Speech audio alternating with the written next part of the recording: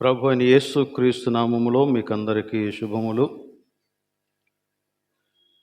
2025వ సంవత్సరంలో మొదటి ఆదివారమున దేవుని యొక్క సన్నిధిలో ఆయన వాక్యాన్ని ధ్యానిస్తూ సహవాసంలో గడపటానికి దేవుడు మనకిచ్చిన కృపను బట్టి నేను దేవుణ్ణి స్తుతిస్తూ ఉన్నాను. మనలో ప్రతి వారితోనూ దేవుని యొక్క సన్నిధి నిత్యముగా తోడుగా ఉండాలని, మన ప్రతి అడుగులో ఆయన గొప్ప కార్యాలను మనం చూడాలని నేను నిత్యము ప్రార్థన చేస్తూ ఉన్నాను. ఈ సంవత్సరానికి మనం సంస్కరణ సంవత్సరం అని పేరు పెట్టాం. ఈ సంస్కరణ సంవత్సరంలో మొట్టమొదటిగా వినుటను గూర్చి ధ్యానం చేస్తాం.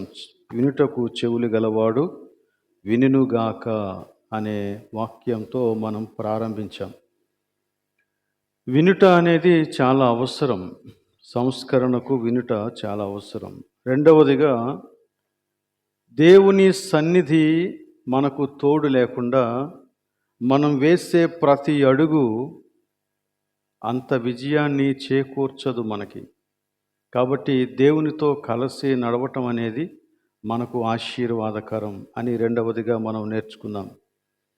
మూడవదిగా అనగా ఈ సంవత్సర ఆరంభంలో నూతన సంవత్సర ఆరాధనలో దేవుని సన్నిధికి బదులుగా దేవుని ప్రజలు ఆశ్రయించేటువంటి అబద్ధాలు ఎలాంటివో, వాటి వలన కలిగేటువంటి నష్టం ఏంటో మనం చూసాం. సో దేవుని సన్నిధి ఉంటే ఆశీర్వాదం, మనకెంతో నెమ్మది, ధైర్యం.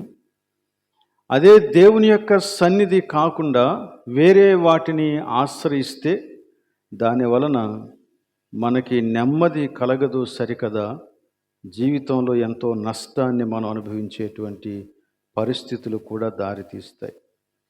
సో ఈ రోజున సంస్కరణలో ఇంకొంచెం ముందుకు వెళ్ళి మరొక విషయాన్ని ధ్యానం చేయాలని నేను ఆశపడుతూ ఉన్నాను. సంస్కరణ అనే ఈ మాటకు అర్థమేంటి అంటే పునరుద్ధరణ లేక పునర్నిర్మాణం, మళ్ళీ ప్రారంభించటం, సరిదిద్దుట, సరి అయిన మార్గంలో ఉంచుట, ఇలాంటి రకరకాలైనటువంటి అర్థాలు వస్తాయి. ఈ సంస్కరణను గురించి మనం కొన్ని విషయాలు ధ్యానం చేద్దాం. సంస్కరణ జరగాలి అంటే కనీసం 3 స్టెప్స్ ఉన్నాయి దీనికి. మొదటిది పునర్నిర్వచనం జరగాలి. రెండవది పునఃప్రతిష్ఠ జరగాలి. మూడవది పునర్నిర్మాణం జరగాలి. ఈ 3 జరిగితేనే తప్ప సంస్కరణ అనేది సాధ్యం కాదు. గత డిసెంబర్ 24వ తేదీన ముంబై నుంచి ఒక ట్రైన్ బయలుదేరింది గోవాకి. అది వందే భారత్ ట్రైన్. చాలా ఫాస్ట్గా వెళ్తుంది, లగ్జూరియస్ ట్రైన్. అది మన భారతదేశంలో చాలా గర్వంగా చెప్పుకునేటువంటి ట్రైన్ అది. అది ఉదయం 5:30 గంటలకు ఇంచుమించుగా ప్రారంభమై 1 గంట సమయానికి గోవా వెళ్ళిపోద్దంట. సో అందరూ ఎక్కారు.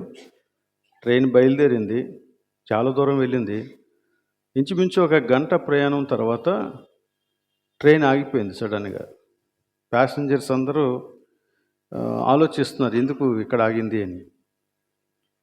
ఆగడం సంగతి అలా ప్రక్కన పెడితే మరికొన్ని నిమిషాలకు ట్రైన్ వెనక్కి వెళ్ళడం ప్రారంభించింది. ఆల్మోస్ట్ 11 కిలోమీటర్లు వెనక్కి వెళ్ళిపోతూనే ఉంది. ప్రజలకు అందరికీ ఆందోళన, ఏం జరుగుతుంది, ఏం జరుగుతుంది, ఏం జరుగుతుంది, ట్రైన్ ఎందుకు వెనక్కి వెళ్తూ ఉందని. 11 కిలోమీటర్లు వెనక్కి వచ్చిన తర్వాత అప్పుడు మళ్ళీ ఆగింది ట్రైన్.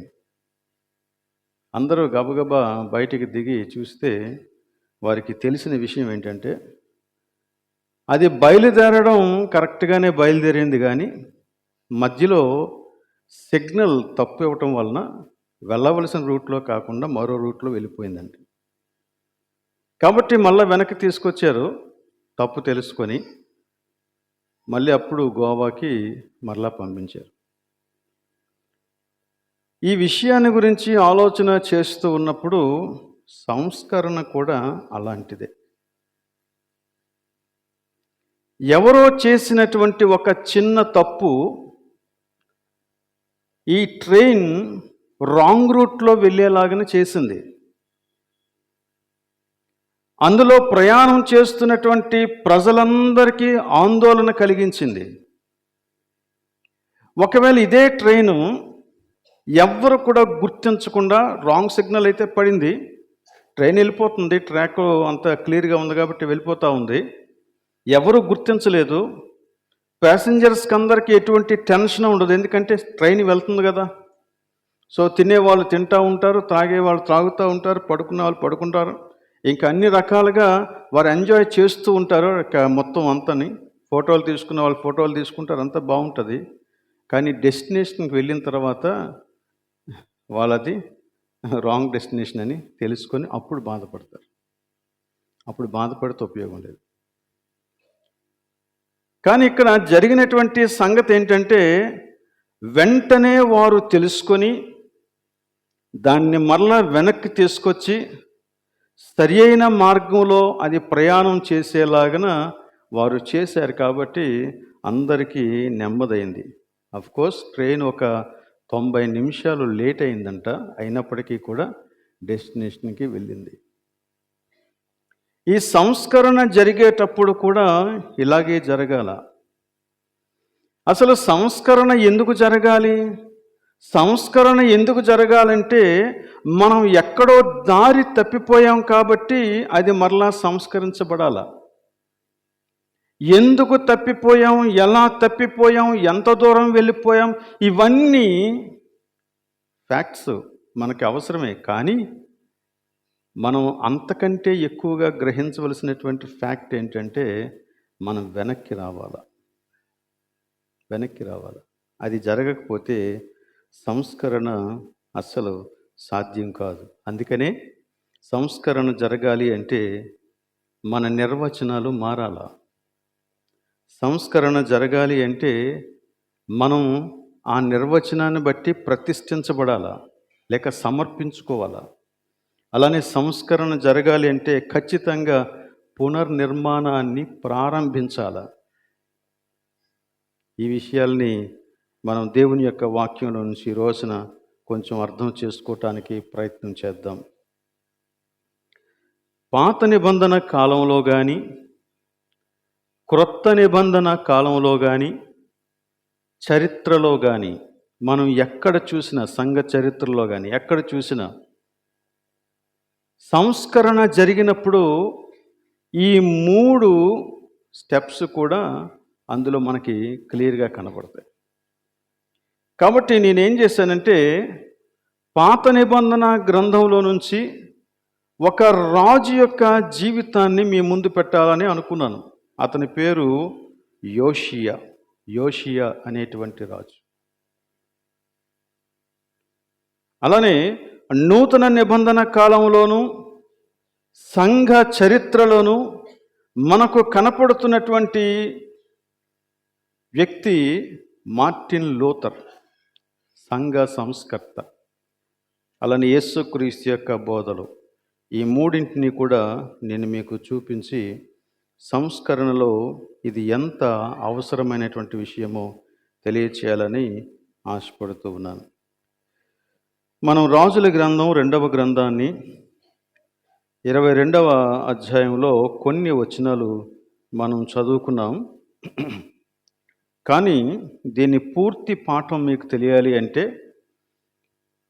రాజులు 2వ గ్రంథంలో 22వ అధ్యాయాన్ని 23వ అధ్యాయాన్ని, ఈ 2 అధ్యాయాలని చదివితే దీని తాలూకా పూర్తి పాఠం, దాని యొక్క డీటెయిల్స్ అన్నీ కూడా మీకు క్లియర్గా తెలుస్తాయి. తర్వాత మీరు చదువుకోండి. అయితే అందులో ఉన్నటువంటి కొన్ని సంగతులను నేను మీకు తెలియజేస్తాను. ఈ అధ్యాయాలలో మనకు కనిపించేటువంటి రాజు యోషియా అనేటువంటి రాజు. ఈ యోషియా యూదా రాజులలో 15వ రాజు. అంటే అతనికి ముందు 14 మంది రాజులు పరిపాలించారు. కానీ యోషియా గురించి చెప్పబడినటువంటి మాట ఏంటంటే, ఇతని వంటి రాజు ఇతనికి ముందు కానీ ఇతని యొక్క తరువాత కానీ ఒకడునూ లేడు అని వ్రాయబడింది. యోషియా అనేటువంటి ఈ వ్యక్తి 8 సంవత్సరాల వయస్సులో సింహాసనాన్ని అధిరోహించాడు. Just 8 years. 8 సంవత్సరాల వయస్సులో అతడు పట్టాభిషేకం చేయబడితే అతని యొక్క పరిపాలనలో 18వ సంవత్సరం వచ్చేటప్పటికి, అంటే ఇంచుమించుగా అతనికి 26 సంవత్సరాల వయస్సు వచ్చినప్పుడు అతని యొక్క మనస్సులో ఒక ఆశ కలిగింది. అదేంటంటే, నేను మందిరాన్ని బాగు చేయాలి, నేను మందిరాన్ని బాగు చేయాలి. సో ఈ 18 సంవత్సరాలు అతడు దేశమంతా తిరిగి ఉంటాడు. దేశమంతా తిరిగి చూస్తే ఎక్కడ చూసినా దేవునికి బదులు ఇంకొకటి ఏదో ఆరాధించబడుతూ ఉంది. దేవుని యొక్క ఆలయంలోనికి వెళ్ళి చూస్తే ఆలయంలో కూడా దేవుని పేరు కంటే వేరే పేర్లు ఎక్కువగా వినపడుతూ ఉన్నాయి. ఇతడు రాజు అయినటువంటి కాలంలో ఉన్నటువంటి పరిస్థితి ఏంటంటే,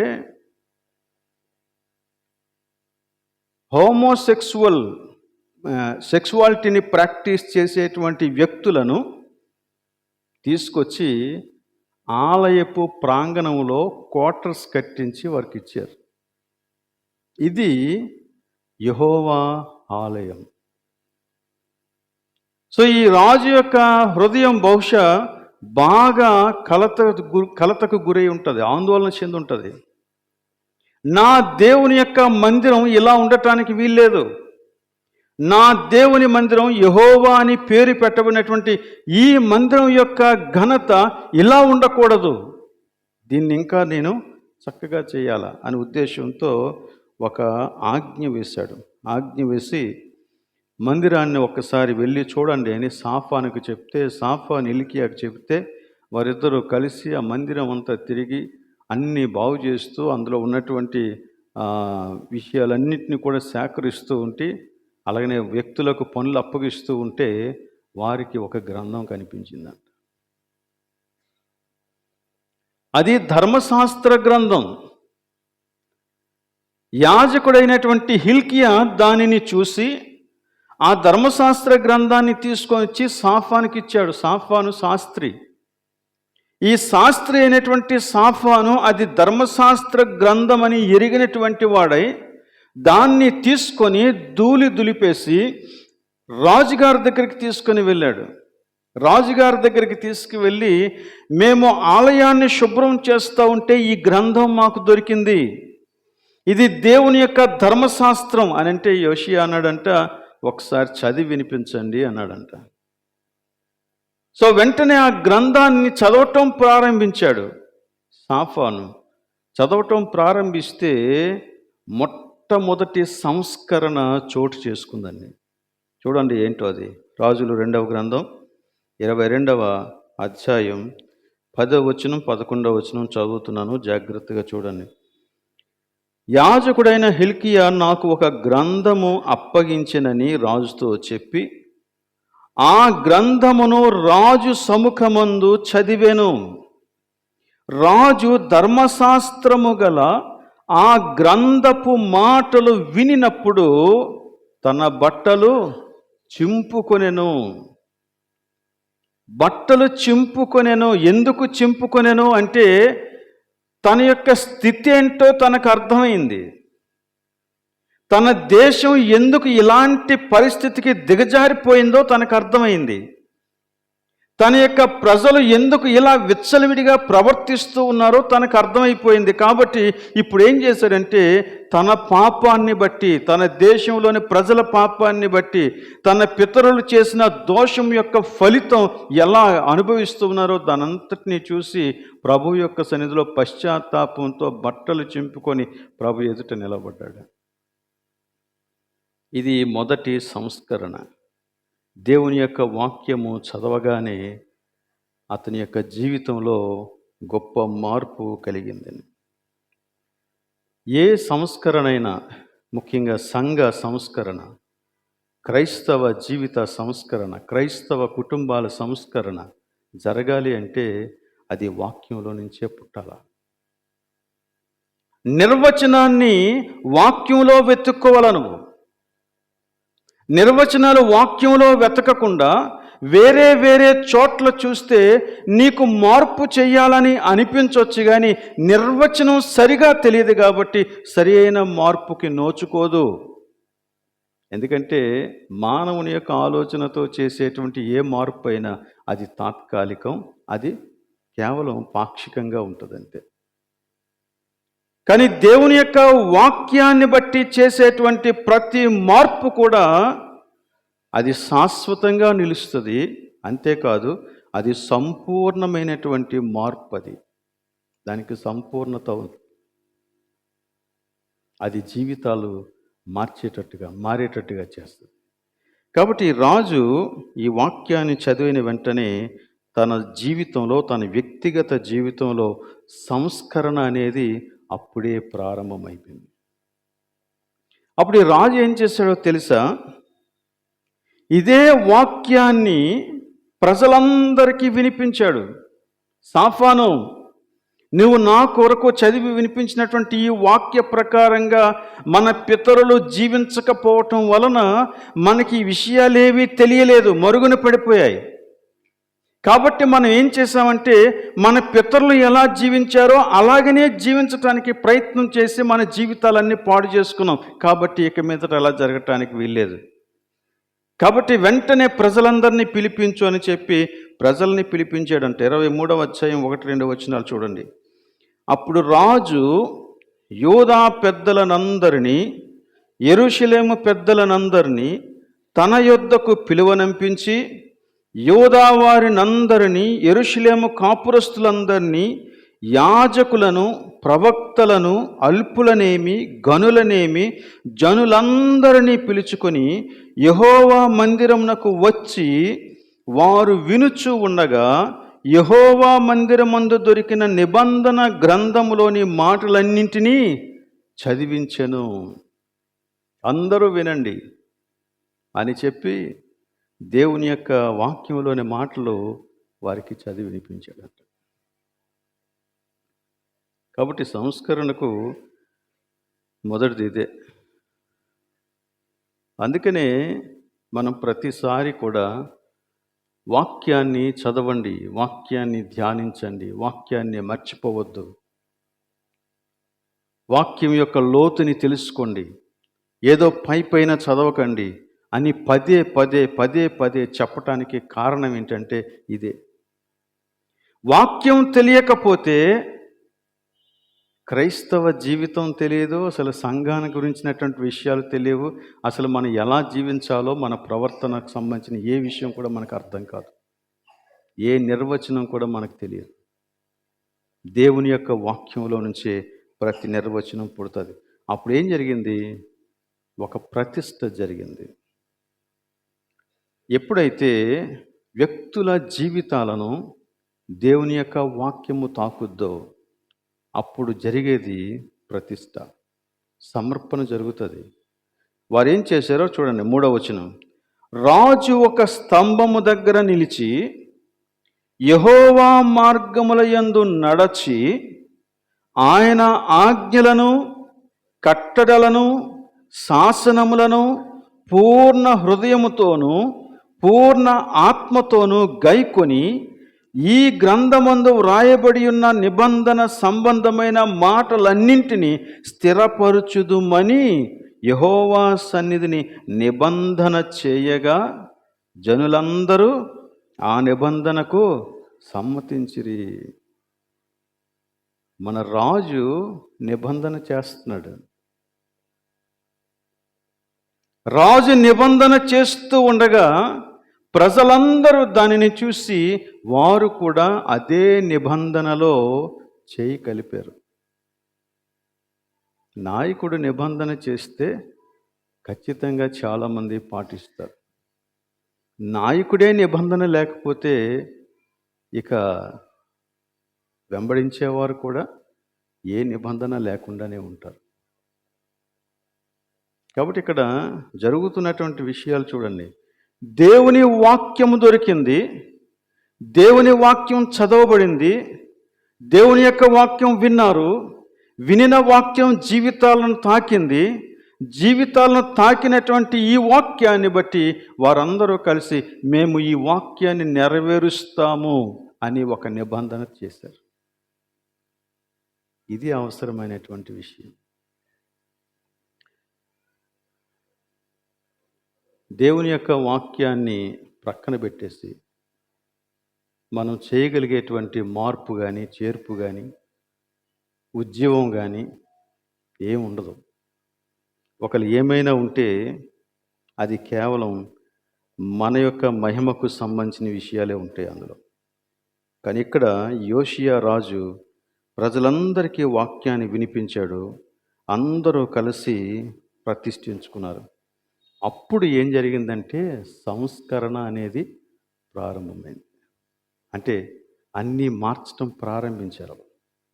వారి వ్యక్తిగత జీవితంలో సంస్కరణ జరిగినప్పుడు, వారి వ్యక్తిగత జీవితంలో సమర్పణ జరిగినప్పుడు, వారు అందరూ కలిసికట్టుగా వెళ్ళి దేశమంతా తిరిగి ఎక్కడెక్కడ దేవుని యొక్క నామము అపవిత్రపరచబడుతుందో ఆయా చోట్లంతా కూడా బాగు చేశారు.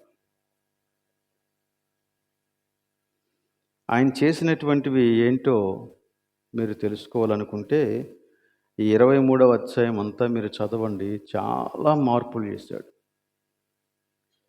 అసలు ఇలాంటి మార్పు చేయటానికి ఎంత డేరింగ్ ఉండాలా? ఎందుకు ఆ మాట చెప్తున్నానంటే, వీళ్ళ తాత మనష్షే గురించి చెప్పబడిన మాట ఏంటంటే, ఇతడు యూదా రాజులందరిలోనూ భయంకరంగా చెడిపోయినటువంటి వాడు. ఆయన తాత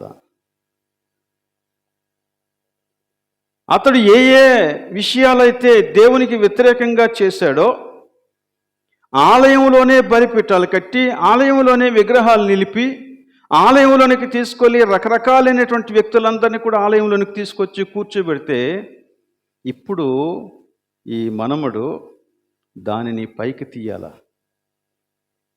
దేశంలో పరిస్థితి ఎలా ఉందంటే, ఎవరికి కూడా నాయకుల మీద, అదే రాజుగారి మీద నమ్మకం లేదు. మనష్షే తర్వాత అతని కుమారుడు ఆమోను రాజు అయ్యాడు. కొన్ని రోజులకే అతన్ని ప్రజలందరూ కలిసి చంపేశారు. కొన్ని రోజులకే. ఈ ఆమోను చేసిన పని ఏంటి? ఆమోను చేసిన పని ఏంటంటే, తండ్రి ఏ కార్యాలైతే చేశాడో, ఏ పాపాలైతే చేశాడో వాటన్నిటినీ కొనసాగించాడు అంతే. ప్రజలు చాలా కోపంతో ఉన్నారు, చంపేశారు అతన్ని. చంపేస్తే ఆ దేశంలో రాజుగారిని కుట్ర చేసి చంపిన వారందరినీ చంపటానికి మరో ముఠా బయలుదేరింది. వాళ్ళేమో వాళ్ళందరినీ చంపేశారు. అంటే ఇలాంటి పరిస్థితి ఉంది. అంటే నువ్వు ఏ వైపు వెళ్ళినా చావు ఖాయం అన్నట్టుగా ఉంది పరిస్థితి. అలాంటిది ఇప్పుడు యోషియా అనేటువంటి ఈ రాజు ఎలాంటి డెసిషన్ తీసుకోవాలి? తాను ఒక డెసిషన్ తీసుకొని ముందుకు వెళితే దేనిని పగలగొట్టాలి, దేన్ని కూల్చాలి అంటే, తన తండ్రి చేసినటువంటి వాటిని కూల్చాలా, తన తాతగారు చేసినటువంటి దానిని కూల్చాలా, ప్రజలందరూ దేన్నైతే అభిమానిస్తూ ఉన్నారో దాన్నే కూల్చిపడేయాల. అది కూలిపోతేనే తప్ప ఈయన పునర్నిర్మాణం చేయలేడు. సో సంస్కరణ జరగాలి అంటే కూల్చివేత జరగాలి. ఖచ్చితంగా మొదట కూల్చివేత జరగాలి. ఆ తర్వాతే దేవుని యొక్క నీతిని స్థాపించే అవకాశం నీకు కలుగుతూ ఉంది. ఇతడు చేసినటువంటి కూల్చివేతల్లో ఎంత పెద్ద పెద్ద ఉన్నాయో ఒకసారి చూడండి. 12వ వచనం, 23వ అధ్యాయం 12వ వచనం. మరియు యోధారాజులు చేయించిన, యోధారాజులు అంటే ఎంతమంది? తన ముందు పరిపాలించిన రాజులందరూ. యోధారాజులు చేయించిన ఆహాజు మేడగది పైనున్న బలిపీఠములను, యెహోవా మందిరపు 2 సాలలలో మనష్షే ఎవరు, ఇతని యొక్క తాత చేయించినటువంటి బలిపీఠములను రాజు పడగొట్టించి చిన్న భిన్నములుగా చేయించి ఆ ధూళిని కిద్రోను వాగులో పోయించెను. వీటిని నిలబెట్టిన వాళ్ళు సామాన్యమైన వ్యక్తులు కారు. తన సొంత బంధువులు, తన రక్త సంబంధులు. మనం అన్నీ చేయగలుగుతాం, కానీ చాలాసార్లు మన సొంత వాళ్ళని ఎదిరించడం కష్టం అవుతుంది. మన ఇంటిలో సంస్కరణ చేయడం చాలా కష్టం అవుతుంది.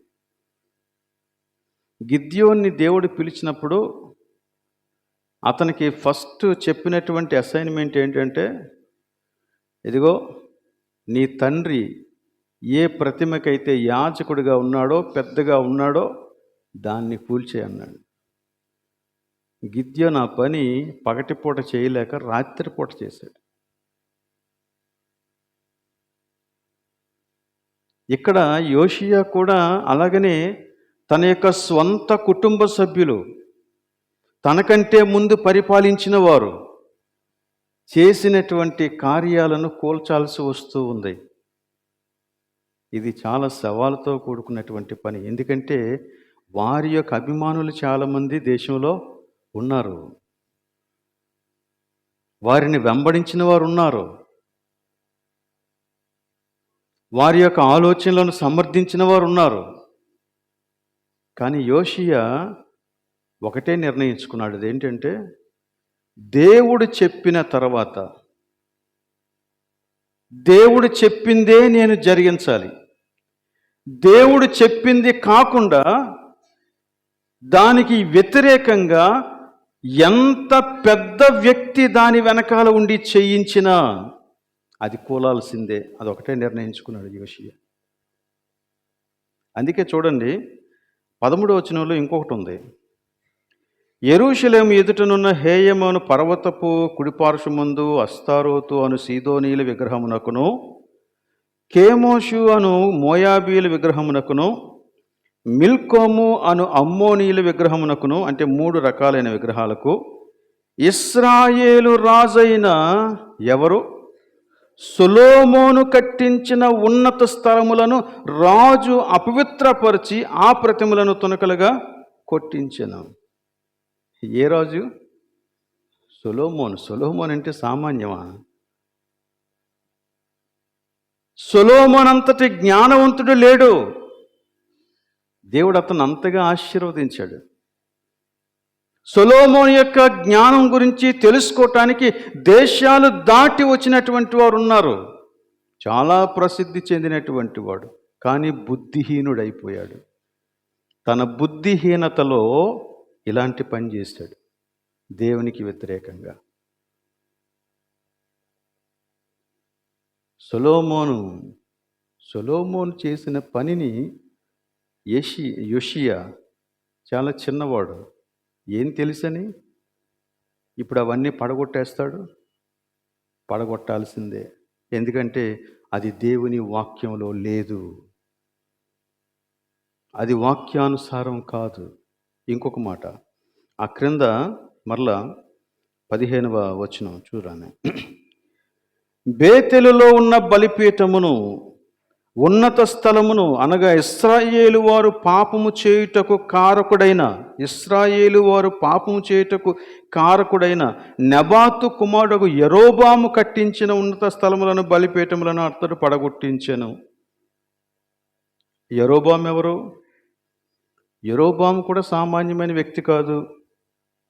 ఈ యెరోబాము కాలంలోనే రాజ్యం 2గా చీలిపోయింది. మొత్తం 12 గోత్రాలైతే 2గా చీలిపోయినప్పుడు యెరోబాముతో నిలబడినటువంటి గోత్రాలు ఎన్నో తెలుసా? 10 గోత్రాలు. 10 గోత్రాలు అంటే అతని యొక్క ఇన్ఫ్లుయెన్స్ ఎంతో చూడండి. యెరోబాము యొక్క ఇన్ఫ్లుయెన్స్. యెరోబాము చాలా ప్రభావవంతమైనటువంటి వ్యక్తి. 10 గోత్రాల ప్రజలను, అంటే దేశంలో ఎక్కువ శాతాన్ని తన వైపుకు త్రిప్పుకొని రాజ్యాన్ని ముక్కలుగా చేసి తన రాజ్యాన్ని స్థాపించుకున్నాడు యెరోబాము. ఈ యరొబాముకు ఒక చిన్న భయం ఏర్పడింది. ఏంటి ఆ భయం అంటే, యెరూషలేము తాను ఆక్రమించుకున్నటువంటి భాగంలో లేదు.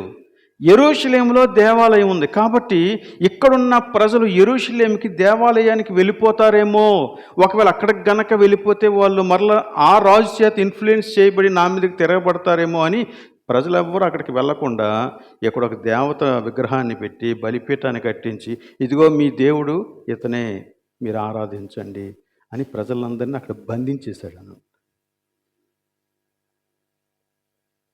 యోషియా అక్కడికి వెళ్ళి దాన్ని పడగొట్టేశాడు. మొత్తం దేశం అంతట్లో ఎక్కడ దేవునికి వ్యతిరేకమైంది కనిపించిందో దానిని ధైర్యంగా పడగొట్టేశాడు. చచ్చిపోతే చచ్చిపోతాను అనుకున్నాడు అంతే.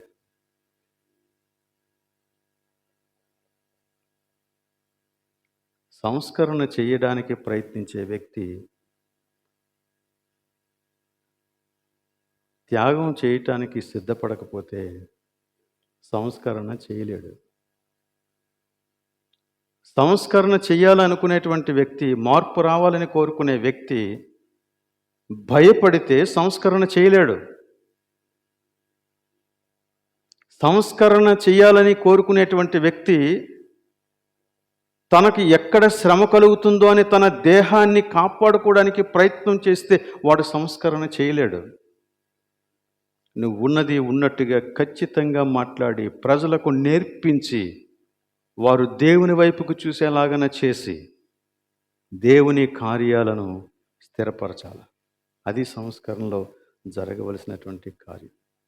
సో యోషియా అలా తన యొక్క పరిపాలనా కాలమంతా కూడా చాలా అద్భుతమైనటువంటి సవాలుకరమైనటువంటి విషయాలను ఆయన ఫేస్ చేసి గొప్ప సంస్కరణ తీసుకుని వచ్చాడు. అందుకే 25వ వచనంలో అంటాడు, అతని తరువాతనైనను అతని వంటి వాడు ఒకడు లేడు అని మాట్లాడతాడు. ఇతని వంటి వాడు లేడు అని చెప్పినప్పుడు సొలొమోను లాంటి వాడు కూడా ఇంకొకడు లేడు అని చెప్పాడు. అది దేనికి? జ్ఞానానికి. దావీదు వంటి వాడు కూడా ఒకడు లేడు, అది వేరే విషయం. కానీ ఇక్కడ ఈ యోషియాని గురించి మాట్లాడినప్పుడు ఎలా చెప్పాడు చూడండి 25వ వచనంలో, అతనికి పూర్వమునున్న రాజులలో అతని వలె పూర్ణ హృదయముతోనూ పూర్ణాత్మతోనూ పూర్ణ బలముతోనూ యెహోవా వైపు తిరిగి మోషే నియమించిన ధర్మశాస్త్రము చొప్పున చేసిన వాడు ఒకడును లేడు. అతని తరువాతనైనను అతని వంటి వాడు లేడు. అయితే అతని యొక్క జీవితంలో ఒక యుద్ధంలో తాను చంపబడ్డాడు ఫరో నెకో ద్వారా. అయితే అతను చేసినటువంటి సంస్కరణలు మాత్రం అద్భుతంగా నిలిచాయి. ఇంచుమించుగా ఈ కాలంలోనే, యోషియా కాలంలోనే దానియేలు పుట్టాడండి. దానియేలు, షద్రకు, మేషకు, అబేద్నెగో నుంచి మాట్లాడతాం కదా, వాళ్ళు ఈ కాలంలో పుట్టినటువంటి వారే. వారు యోషియా చేసినటువంటి సంస్కరణలతో బాగా ఇన్ఫ్లుయెన్స్ అయ్యారు అనుకుంటున్నాను నేను. అందుకనే శత్రు దేశంలో, బబులోను దేశంలో వారు ఉన్నప్పుడు వారు ప్రతి దానికి ఎదురొడ్డి ప్రభు కోసం నిలబడ్డారు. చచ్చిపోయినా పర్వాలేదు అనుకున్నారంతే. నువ్వు చేసే పని దేవుడు ఆనర్ చేస్తాడు, ఖచ్చితంగా దాన్ని కనపరుస్తాడు దేవుడు. అరే ఎవరు నాతో కలిసి ఉండట్లేదా అని నువ్వు అనుకోవద్దు. నీకు దేవుడు చెయ్యమని చెప్పినటువంటి వాక్యానుసారమైన పనిని నువ్వు ధైర్యంగా చేయి. అది ఫలిస్తుంది, అది ఫలిస్తుంది, ఖచ్చితంగా ఫలిస్తుంది. ఎందుకంటే కార్యం చేసేవాడు దేవుడు. అది నీ స్వంత పని అయితే బహుశా అది ఫలించదేమో, కానీ అది దేవుని పని అయితే ఖచ్చితంగా ఫలిస్తుంది. ఏదో ఒక రోజున దాని యొక్క ఫలితాన్ని నువ్వు చూస్తావు. సరే, నూతన నిబంధన కాలంలోనికి వస్తే అక్కడ మరో సంగతిని మనం చూస్తాం. యేసుక్రీస్తు తన యొక్క బోధలలో ఒక సంగతిని గురించి మాట్లాడాడు. అది లూకా సువార్తలో 5వ అధ్యాయంలో మనం ఇందాక చదువుకున్నాం. లూకా సువార్త 5వ అధ్యాయం 36 నుంచి 39 వరకు ఉన్నటువంటి వచనాలలో యేసుక్రీస్తు చాలా చక్కని సంగతి చెప్పాడు. నేను ఒకసారి చదువుతాను, మీరు వినండి. ఆయన వారితో ఒక ఉపమానము చెప్పాను. ఎట్లనగా, ఎవడును పాత బట్టకు క్రొత్త గుడ్డ మాసిక వేయడు. వేసిన ఎడల క్రొత్తది దానిని అనగా పాత దానిని చింపివేయును. అదియును గాక క్రొత్త దానిలో నుండి తీసిన ముక్క పాత దానితో కలవదు. ఇంకో ఉపమానం చెప్తున్నాడు అలాంటిదే 37వ వచనంలో. ఎవడనో పాత తిత్తులలో క్రొత్త ద్రాక్షారసము పోయడు. పోసిన ఎడల క్రొత్త ద్రాక్షారసము ఆ పాత తిత్తులను పిగుల్చును, రసము కారిపోవును, తిత్తులు పాడగును. ఇక్కడ యేసుక్రీస్తు చెప్పినటువంటి మాట సందర్భం ఏంటంటే, పరిసయ్యుల శిష్యులు, యోహాను శిష్యులు యేసుక్రీస్తుకి ఒక ప్రశ్న వేశారు. ప్రశ్న ఏంటంటే, మేమందరం కూడా ఉపవాసాలు చేస్తాం, బోల్డ్ ఆచారాలు పాటిస్తాం, మరి నీ శిష్యులు ఎందుకు ఉపవాసం చేయరు, ఎప్పుడు తింటానే ఉంటారు? ఇది యేసుక్రీస్తుకి వారు అడిగినటువంటి ప్రశ్న. అప్పుడు యేసుక్రీస్తు దానికి సమాధానం చెబుతూ ఈ ఉపమానాలు చెప్పాడు.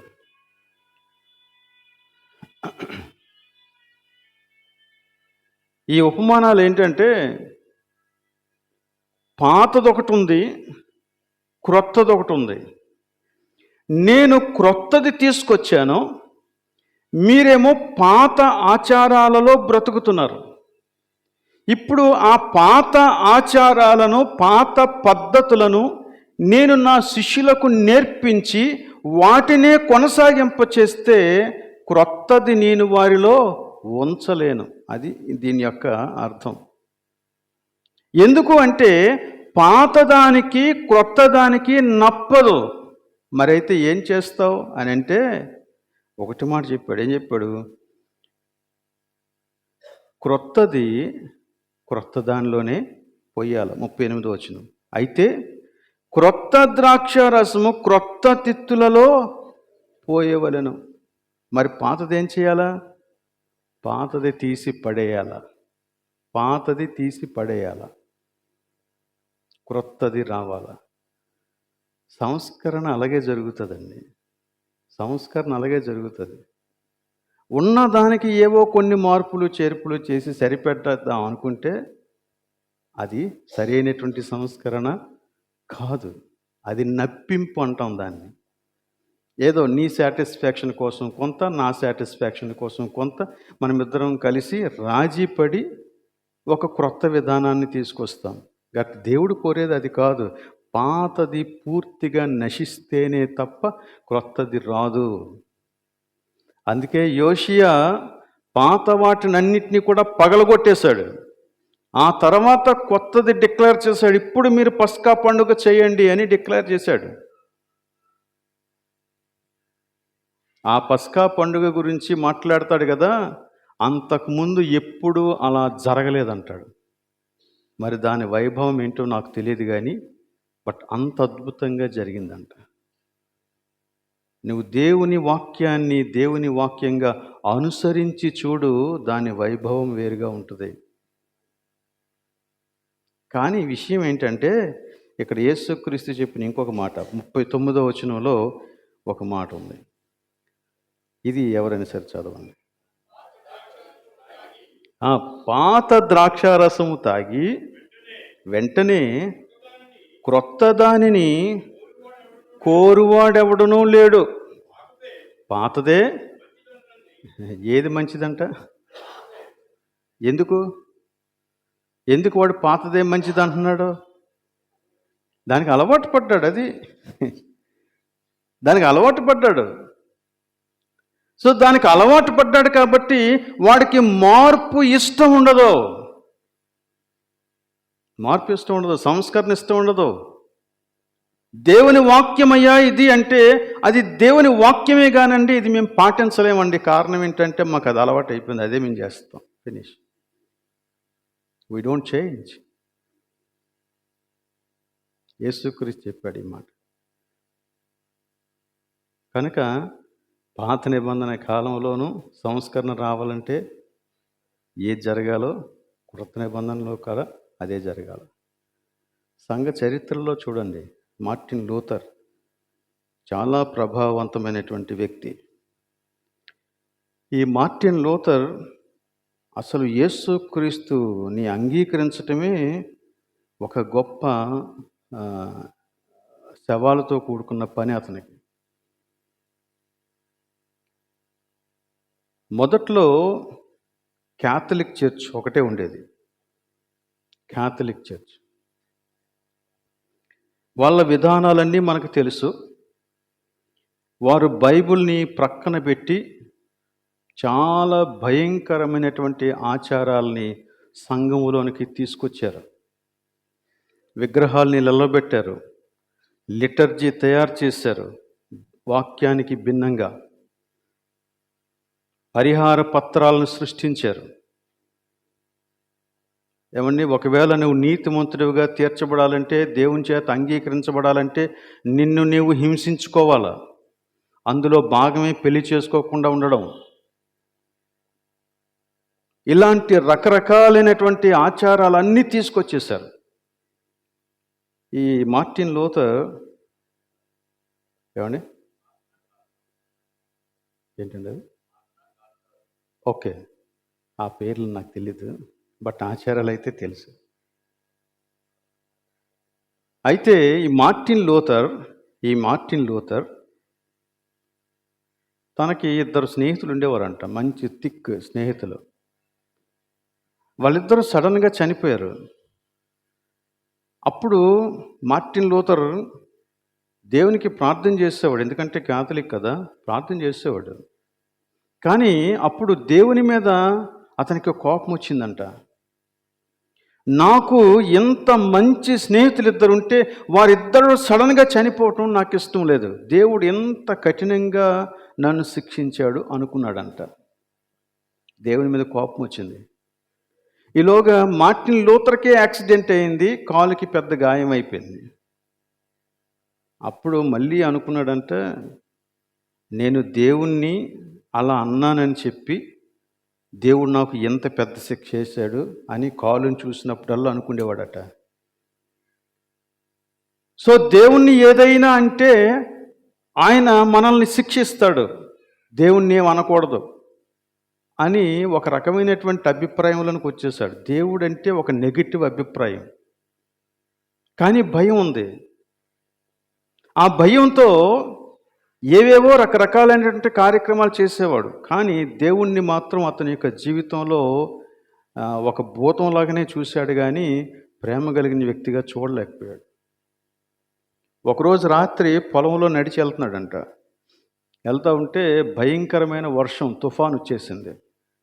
ఆ తుఫాను వేళలో అతనికి సరైనటువంటి నిలవ నీడలేదు. అటు ఇటు పరిగెడుతున్నాడు, పెద్ద పెద్ద పిడుగులు పడుతున్నాయి, మెరుపులు వస్తున్నాయి. చాలా భయపడిపోయాడు. వాళ్ళేమో ఈ కాపర్ మైన్స్ ఉంటాయి కదా, అలాంటి మైన్స్ ఒక 6 మైన్స్ వీళ్ళ తండ్రి నిర్వహించేవాడు. వాళ్ళకి ఓనర్ అనమాట ఆయన, మైన్స్ ఓనర్. ఈ మైన్స్ ఓనరు మైన్స్కి సంబంధించినటువంటి ఒక దేవతనాల సెయింట్ యానీ అనేటువంటి ఒక పరిశుద్ధురాల్ని వారు కొలిచేవారంట. అంటే దేవునికిని మనుషులకి మధ్య చాలామంది మధ్యవర్తులు ఉంటారు కదా, ఇప్పుడు సెయింట్ యాన్స్ అని, సెయింట్ జోసెఫ్ అని, సెయింట్ యాంథనీ, ఇవన్నీ వాళ్ళకు అవే వాళ్ళు చేసేవి. అలాగనే అలాంటి ఒక పరిశుద్ధిని పేరు తలంచుకొని, ఒకవేళ దేవుడే గనక ఈ రాత్రి నేను ఈ మెరుపులకు, ఉరుములకు, ఈ యొక్క పిడుగుపాటుకు నేను చనిపోకుండా ఉంటే నేను తప్పకుండా నీ సేవ చేస్తాను అని మొక్కుకున్నాడంట భయంతో. సరే, ఆ రోజు రాత్రి హీ వాజ్ స్పేర్డ్. బాగానే జరిగింది. ఇంటికి వచ్చేసాడు. కానీ భయం వదలలేదు. తన తండ్రి ఎంత వద్దన్నా తాను సమర్పించుకున్నాడు కాబట్టి నేను చేసేస్తాను. ఎందుకంటే అసలు దేవుడు చాలా కఠినాత్ముడు. ఆయన గనక ఇప్పుడు నేను చెప్పింది మళ్ళీ చేయకపోతే నాకు ఇంకొక అపాయం వస్తుందని చెప్పి అతడు వెళ్ళిపోయాడంట. సరే, జాయిన్ అయ్యాడు ప్రీస్ట్గా ట్రైనింగ్ అవ్వటానికి. 1505లో జరిగిందంట ఇది. అప్పటి నుండి ఆయన ట్రైనింగ్ అయిన తర్వాత ప్రీస్ట్గా మారిపోయి ప్రతి రాత్రి ఒక భయంకరమైన పోరాటం చేసేవాడంట. ఏంటి ఆ పోరాటం అంటే, తనలో పాపం ఎంత తీసేసుకున్నా పోవటం లేదు. ఇది అతని యొక్క పోరాటం. ఎన్నో దురాలోచనలు వస్తున్నాయి. ఎన్నో రకరకాలైనటువంటి పాప సంబంధమైనటువంటి ఆలోచనలతో సతమతమైపోతా ఉన్నాడు. రోజంతా రాత్రంతా పోరాడుతూనే ఉన్నాడు. వాళ్ళకు ఉన్నటువంటి ఒక థియరీ ఉంది కదా. ఏంటి ఆ థియరీ అంటే, ఎవరైనా సరే అలా పాపం చేస్తే, అలా ఇబ్బంది పడితే వారు పోపు దగ్గరికి వెళ్ళి లేక ప్రీస్ట్ దగ్గరికి వెళ్ళి వాళ్ళ చెవులో అది చెప్పేస్తే వాళ్ళు ఎంతో ఫైన్ వేస్తారు. ఆ ఫైన్ కట్టేస్తే ఆ పాపం పోతుంది. ఈయన అలాగే చాలాసార్లు చేశాడంట. ప్రీస్ట్ అయి ఉండి కూడా వాళ్ళు ఎంత అడిగితే అంత డబ్బులు ఇచ్చేవాడంట. ఏం చేయమంటే అది చేసేవాడంట. అలాగే పరిహార పత్రాలు కుటుంబం అంతటికి కొన్నాడంట. డబ్బులు డబ్బులు డబ్బులు చెల్లిస్తూనే ఉన్నాడు. కానీ హృదయంలో మాత్రం నెమ్మది లేదు.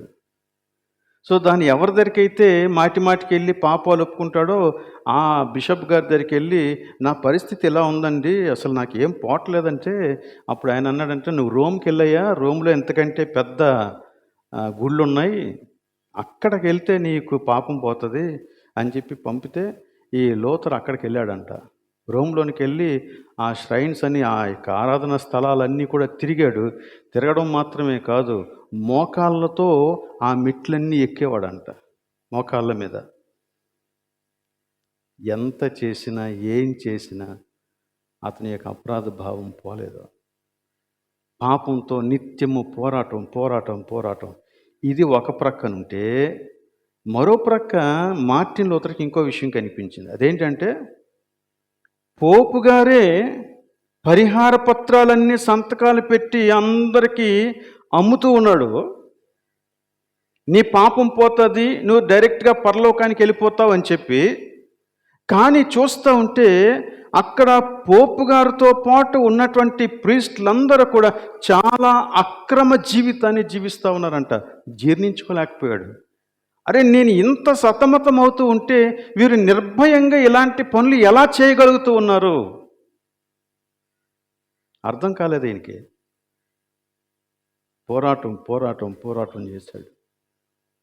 అప్పుడు ఆ బిషప్ మళ్ళీ అన్నాడంట, లేదు బాబు, నువ్వు డాక్టరేట్ ఆఫ్ థియాలజీ చెయ్యు, అప్పుడు నీకు విషయాలు అర్థమవుతాయి అన్నాడంట.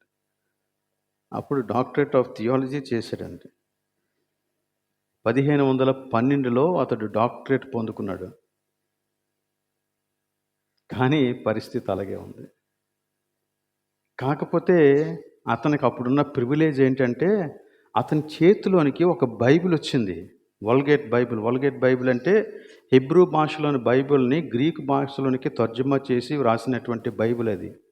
జెరోమ్ రాశాడు, సెంట్ జెరోమ్ అనేటువంటి వ్యక్తి, చర్చ్ ఫాదర్.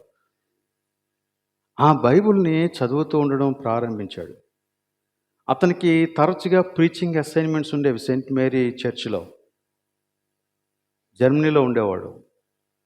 సో ఈ ప్రీచింగ్ అసైన్మెంట్స్లో ఎక్కువ శాతం కీర్తనల గ్రంథాన్ని, గలతీ పత్రికని, రోమా పత్రికని, హెబ్రీ పత్రిక, ఈ పుస్తకాలు ఎక్కువ ధ్యానం చేసేవాడంట. ఆ ధ్యానం చేస్తూ చేస్తూ చేస్తూ ఉండగా ఒక రోజున ఒక వాక్యం చేత పట్టబడ్డాడు. అదేంటంటే రోమాపత్రిక 1వ అధ్యాయం 17వ వచనం, నీతిమంతుడి విశ్వాస మూలముగా జీవించును అనే మాట అతని యొక్క హృదయాన్ని పిండేసింది. అది ప్రజలందరూ కూడా ఇన్ని కష్టాలు పడి, ఇన్ని ప్రయాసలు పడి, ఇన్ని ఫైన్లు కట్టి, ఇంత డబ్బు చెల్లించి పాప క్షమాపణ కోసం ఈ గుళ్ళ చుట్టూ, గోపురాల చుట్టూ అలానే పోపుల చుట్టూ ప్రీస్టుల చుట్టూ తిరుగుతూ ఉంటే బైబిల్ ఇలా చెబుతుంది ఏంటి? నమ్మలేకపోయాడంట. మళ్ళా చదివాడు, మళ్ళా చదివాడు, మళ్ళా చదివాడు, మళ్ళా చదివాడు. Then he came to a conclusion, దేవుడు తన యొక్క కృపచేత మనల్ని రక్షిస్తాడే తప్ప మనం ప్రయాసపడి రక్షణ సంపాదించుకోలేమనుకున్నాడు. ఇది దేవుని యొక్క కృప. అప్పుడు తన యొక్క మనసులో గొప్ప నెమ్మది, సంతోషం, దేవుడు నా పాపాన్ని క్షమించాడు, దేవుడు నన్ను అంగీకరించాడు అనే గొప్ప సంతోషాన్ని అనుభవించి అప్పటి నుంచి అదే ప్రసంగాలు చేయటం మొదలుపెట్టాడండి. మార్టిన్ లూథర్ ఎప్పుడు ఆర్సీఎంలోంచి, లేక అప్పటికి ఆర్సీఎం కాదు, క్యాథలిక్ చర్చ్, ఈ క్యాథలిక్ చర్చిలోంచి బయటికి రావాలని కోరుకోలేదు. కానీ వాళ్ళు బలవంతంగా బయటికి పంపేశారు, వెలివేసేశారు. 95 పాయింట్లతో ఇదిగో మీరు ఇలా చేస్తున్నారు, మీరు ఇలా చేస్తున్నారు, కానీ దేవుని వాక్యం ఇలా చెబుతుంది. మీరు ఈ రీతిగా మాట్లాడుతున్నారు, దేవుని వాక్యం ఇలా చెప్తుంది. మీరు ఇలా బోధిస్తున్నారు, దేవుని వాక్యం ఇలా చెప్తుంది. మీరు ఇలా పరిహార పత్రాలు అమ్ముతున్నారు, దేవుని వాక్యం ఇలా చెప్తుందని ప్రతి దానికి కూడా 95 పాయింట్లతో ఒక పెద్ద థీసిస్ రాసి అప్పటికే అచ్చు యంత్రం కనుగొన్నారు కాబట్టి దానితో మొత్తం అచ్చు వేయించేసి తాను ఎక్కడైతే సేవ చేస్తున్నాడో ఆ చర్చ్ గోడలకి, తలుపులకి అందించి మొత్తం అందరికీ పనిచేశాడంట. గొప్ప గందరగోళం అయిపోయింది. అప్పుడు ఒక రోజున రాజుగారి యొక్క సపోర్ట్తో పోప్ లియో అతన్ని పిలిచాడు. పిలిచి పుస్తకాలన్నీ, అతను రాసినటువంటి పుస్తకాలు, పేపర్స్ అన్నీ అలా టేబుల్ మీద పెట్టాడంట. టేబుల్ మీద పెట్టి, ఇవన్నీ నువ్వు వ్రాసినవేనా అని అడిగారంట. అంటే లూథర్ నేను రాసినవే అని ఒప్పుకున్నాడు. నేనే రాశాను. అయితే ఇప్పుడు నువ్వు చేయవలసిన పని ఇంకోటి ఉంది. నువ్వు వ్రాసినవన్నీ, నువ్వు చేసిన బోధలన్నీ అబద్ధాలు, కేవలం పోపు మాత్రమే సత్యం పలుకును అని నువ్వు ఒప్పుకో, నిన్ను వదిలేస్తాం, లేదంటే నువ్వు ఇక్కడే చచ్చిపోతావు అన్నాడు. రాజుగారు కొంచెం దయ చూపించాడు కాబట్టి ఆ రోజున మార్టిన్ లూథర్ బ్రతికేశాడు, కానీ లేకపోతే ఆ రోజు చచ్చిపోయేవాడు. ఆ రోజు తప్పించాడు రాజుగారు. అతన్ని 10 నెలల పాటు అజ్ఞాతంలో దాచాడు. ఆ తర్వాత మరలా ఆయన బయటకు వచ్చి మిగిలినటువంటి పనులన్నీ కూడా చేశాడు.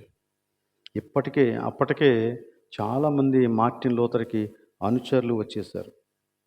ఆ అనుచరులందరూ కలిసి ఈ మార్టిన్ లూథర్ చేసినటువంటి సంస్కరణలను చాలా గట్టిగా చేపట్టారు. ఆలయాల్లో ఉన్నటువంటి విగ్రహాలని చెతగొట్టేశారు, లిటర్జీలన్నీ కూడా తీసి పడేశారు. అలాగనే చాలామంది నన్స్ మరి రకరకాలైన వేషాలతో అందులోంచి బయటకు వచ్చేసారు.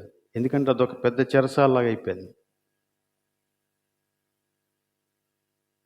అలా సంస్కరణలు మార్టిన్ లూథర్ చేశాడు.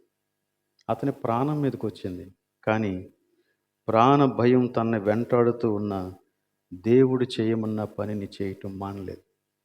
అందుచేతనే ఈ రోజున నీవు నేను దేవుడు అనుగ్రహించిన ఆ కృపా రక్షణ, లేక కృపతో కలిగినటువంటి ఆ రక్షణ, కృప వలన కలిగినటువంటి రక్షణ మనం అనుభవించి స్వేచ్ఛగా దేవుణ్ణి ఆరాధించగలుగుతూ ఉన్నాం.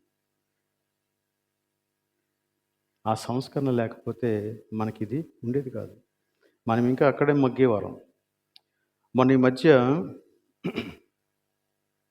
విమెన్ ఫెలోషిప్ వాళ్ళు ఒక క్విజ్ పోటీ నిర్వహించారు, రిటర్న్ టెస్ట్ అన్నమాట. వాళ్ళు క్వశ్చన్ పేపర్ తయారు చేయమని నాకే అప్పగించారు, నేనే తయారు చేశాను. అందులో ఒకటి కంపల్సరీ క్వశ్చన్ పెట్టాను. ఆ కంపల్సరీ క్వశ్చన్ ఏంటంటే, ప్రభువు నేర్పిన ప్రార్థన రాయండి అని. ప్రభువు నేర్పిన ప్రార్థన రాయండి. 6 పాల్గొన్నారు. అందులో 2 మాత్రమే రాయగలిగారండి ప్రార్థన. మిగిలిన వారు రాశారు, కానీ బైబిల్లో ఉన్నట్టు రాయలేదు. ఆర్సీఎం వాళ్ళు చెప్పినట్టు రాశారు. వాళ్ళు చెప్తారు కదా, పరలోకమందున్న మా యొక్క తండ్రి, ఇలాంటివన్నమాట. ఆ పదజాలం రాశారు. అంటే they are so much attached with RCM, not with Bible. The language that we use, the words that we use, that reflects where you are. మనకి ఇక్కడ ఉన్నటువంటి పెద్ద శోధన అది, ఈ ఊర్లో ఉన్నటువంటి శోధన అది. నేను కూడా అక్కడి నుంచి వచ్చాను, నాకు తెలుసు అదేంటో.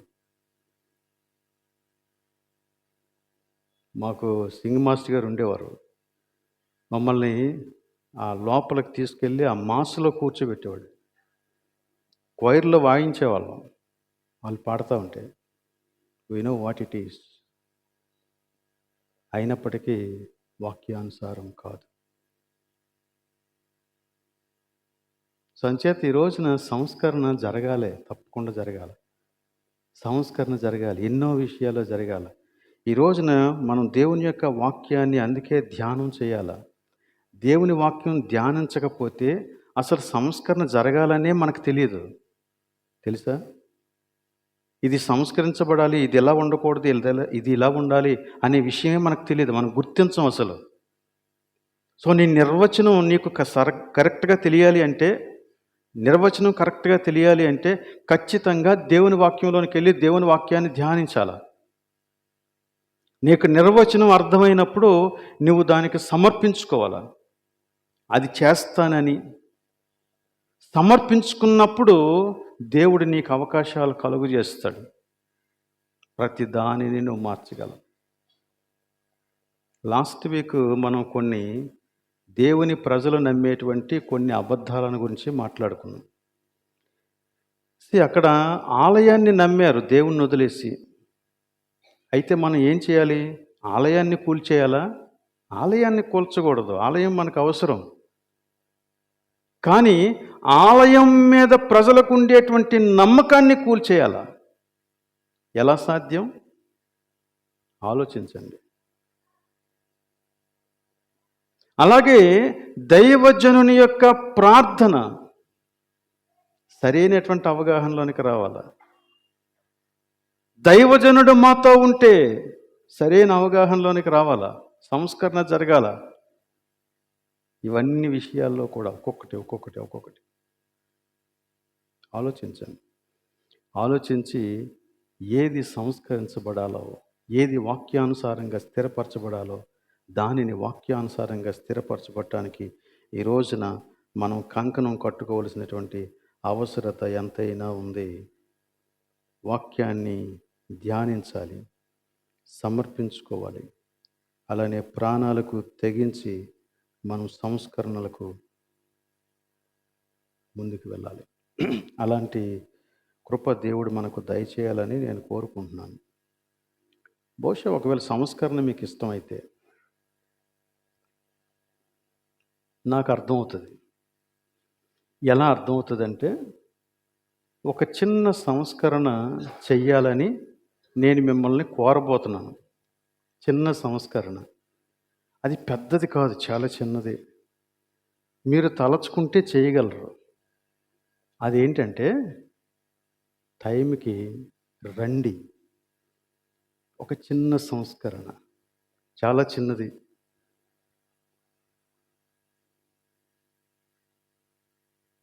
పది గంటలకి క్వైర్ వారు పాటలు ప్రారంభిస్తారు. ఎవరి కోసం పాడాలి? వాళ్ళు వాళ్ళ కోసం వాళ్ళు పాడుకోవాలి అంతే. సో ఒకరోజు వస్తున్నారు, 2 రోజులు వస్తున్నారు, తర్వాత వాళ్ళు కూడా నీరసించిపోయి వాళ్ళు 10:30కే వస్తున్నారు. ఒక్కొక్కసారి కొంచెం ముందు వచ్చి ఒక 2-3 పాటలు పాడుతున్నారు. ఈరోజు ఎన్ని 3 పాడారా? 3-4 పాడినట్టున్నారు. Very good. మీ స్థానంలో సండే స్కూల్ పిల్లలు కూడా భర్తీ చేస్తున్నారు కొంతమందిని. మంచిది. మరి వాళ్ళు నిజంగా 10 గంటలకే వచ్చి పాడాల్సిన అవసరం ఏంటి? నేను వాళ్ళని బ్లేమ్ చేయట్లేదు. ఎందుకు పాడాలి వాళ్ళు? 10 గంటలకు వచ్చి ఎందుకు పాడాలా? ఇక్కడ ఎవరు లేకపోతే. సో కాబట్టి మనం రావాలా, మనం రావాలా. 10:30కి ఎగ్జాక్ట్గా మనం ఆరాధనని ప్రారంభిస్తాం. ఆ సమయానికి ఇప్పుడు ఎలాగైతే ఆలయం నిండిగా ఉందో అలా ఉండాలి. ఆ చిన్న పనిని మనం గనక చేయగలిగితే సంస్కరణ మీకు ఇష్టమే అనే విషయం నాకు తెలుస్తుంది. అర్థమవుతుందా? సంస్కరించమంటలేదు నేను. సంస్కరణ మీకు ఇష్టమే అనే విషయం నాకు తెలుస్తుంది అని చెప్తున్నాను. మొన్న శుక్రవారం ఉపవాస ప్రార్థనకు అందరిని ఇన్వైట్ చేసినప్పుడు ఆల్మోస్ట్ చాలామంది వచ్చారు. మొత్తం ఈ రో అంతా కూడా నిండిపోయింది. అలాగే కార్యక్రమాలన్నీ జరుగుతూ ఉంటే బాగుంటుంది. ఎందుకు బాగుంటుంది? సంఘం అంతా పాల్గొంటారు. అప్పుడు సంఘం అంతటికి కూడా ఆ వెలుగు లభిస్తుంది. సంఘం అంతా కలిసి నడుస్తాం మనం. కనుక ఈ విషయాలను గుర్తుపెట్టుకొని సంస్కరణకు నాంది పలకాలని నేను మిమ్మల్ని కోరుతూ ఉన్నాను. దేవుడి మిమ్మల్ని దీవించునుగాక. ప్రార్థన చేద్దాం. ప్రేమ కలిగిన మా ప్రభు, నీకు స్తోత్రాలు. ఈరోజు నీ వాక్యాన్ని బట్టి మేము నేర్చుకోవటానికి మాకు సహాయం చేస్తాం. దేవా, సంస్కరణలో మేము చేయవలసిందేంటో అది మీరు మాకు తెలియజేస్తూ ఉండగా మేము దానిని పట్టుకోవడానికి సహాయం దయచేయండి. నీ వాక్యాన్ని బట్టి సమస్తాన్ని సరిచేసుకోగలిగే కృప మాకు దయచేయమని, మేము నీ పదంలో నడిచి ఈ లోకంలో నీ నామాన్ని మహిమపరచగలిగినట్లు సహాయం చేస్తావని నమ్ముతూ ప్రార్థన యేసు పరిశుద్ధ నామమున అడుగుచు ఉన్నాం తండ్రి. ఆమేన్.